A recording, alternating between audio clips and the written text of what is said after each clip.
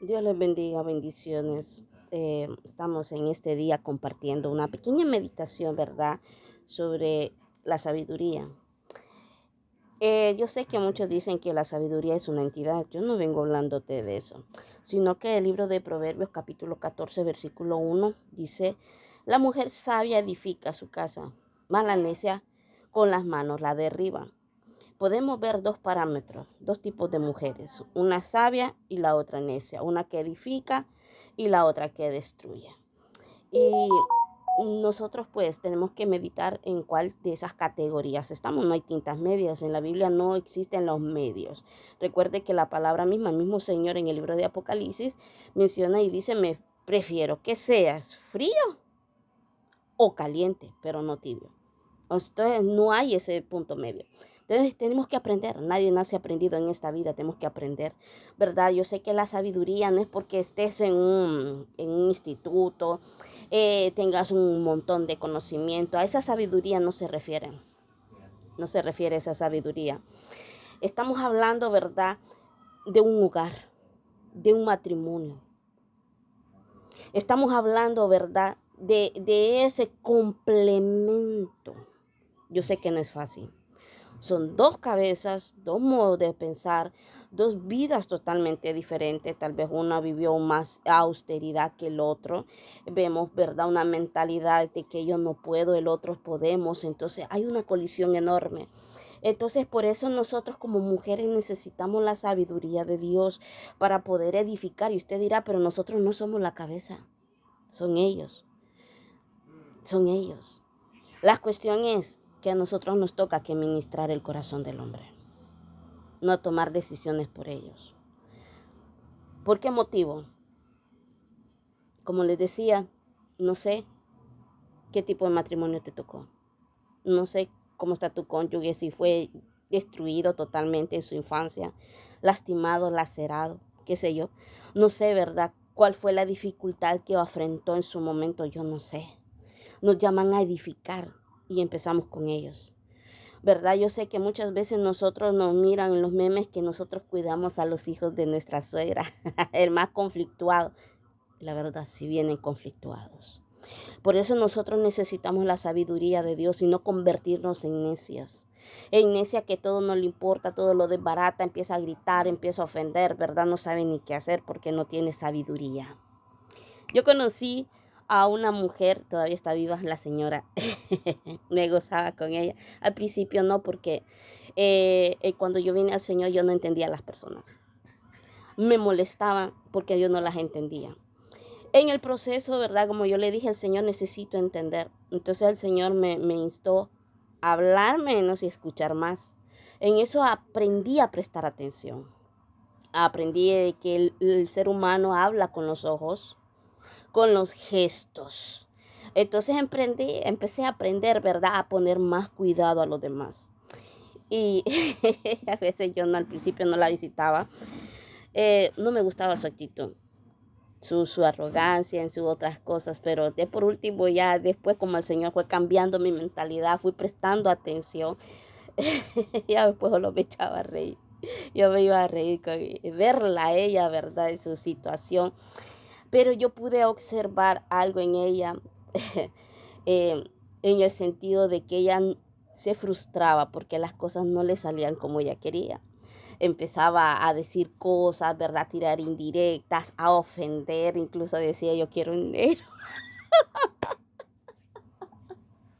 Y yo me gozaba al escucharla.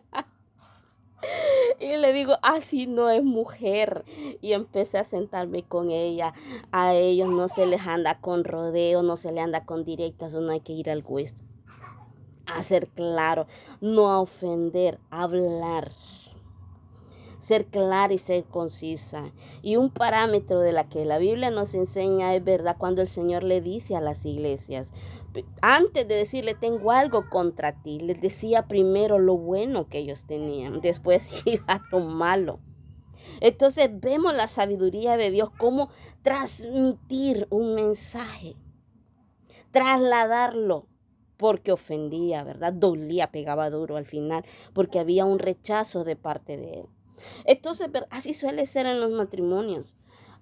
Al principio nadie nos gusta que nos digan lo malo de nosotros, ¿verdad? Entonces necesitamos la sabiduría, cómo trasladarlo, en qué momento, porque si tú ves que viene, ¿verdad? Ofendido, gritando, tú no te vas a poner a la par de la gritar, ofender, porque ahí se va a armar la de Troya. Por ese motivo uno necesita sabiduría, cuándo hablar y cuándo callar, porque en el libro de Eclesiastés se dice que todo tiene su tiempo. No es que todo el tiempo te vas a guardar las cosas. Tienes que saber identificar cuándo es el momento. Pero se va a armar al principio, sí, porque está sacando las cosas del área del sentido de confort, porque hay un conformismo. Si ella no dice nada, todo está bien y tú te estás muriendo por dentro. Entonces eso es lo que sucede, no simplemente lo digo por mujer, también hay hombres que están mal porque la mujer, ¿verdad? Por no tener pleitos, porque todo tenerlo tranquilo, sereno, no dicen nada, se lo callan todo y están muy mal. Entonces necesitamos el dialogar, la comunicación. La comunicación es una herramienta muy importante dentro de un matrimonio. Y necesitamos la sabiduría de Dios para saberla, cómo trasladarla. No es fácil, pero es necesario. Y dice en el libro de Santiago capítulo 1 versículo 5, si hay alguno de vosotros tiene falta de sabiduría, pídala a Dios. Pero eso no significa, hermana Carla, que vamos a tener conflictos, siempre hay conflictos, pero se sale con un diálogo, con una conversación. Pero antes de eso establecerlo, va a haber luchas, claro que sí. Va a haber resistencia, va a haber oposición. Y por ese motivo necesitamos la sabiduría de Dios, cómo trasladar el mensaje. Y usted preguntará, ¿usted la tuvo fácil? No, no la tuve fácil. No la tuve fácil. Tuve que aprender a callar y en su momento soltarlo. ¿Tomó decisiones erróneas su esposo? Sí, muchas veces. Muchas veces. Y tuve que aprender a callar y decirle, Señor, yo no estoy de acuerdo, pero Él es la cabeza, es el que manda. Usted sabrá, tenga misericordia de mí. Toca, toca. Por ese motivo es el altar. Por eso muchas veces yo he enfatizado, oren a Dios con transparencia, con realidad, con honestidad, cómo se sienten, no se callen. Pero aprendan a respetar su presencia, que Él es Dios y se merece todo su respeto. Y Dios va a responder, claro que sí va a responder. En medio de todo lo que sucedió, así como Abigail, su esposo, cometió un error garrafal que les iba a costar la vida a todos, pero ella supo interceder. Eso es lo que nosotros nos toca como mujeres, aprender a interceder por nuestros esposos, por sus acciones. Sabemos que está mal, inmediatamente, Dios mío, misericordia. Esa es la sabiduría. Esa es la sabiduría que edifica, que cambia y que transforma.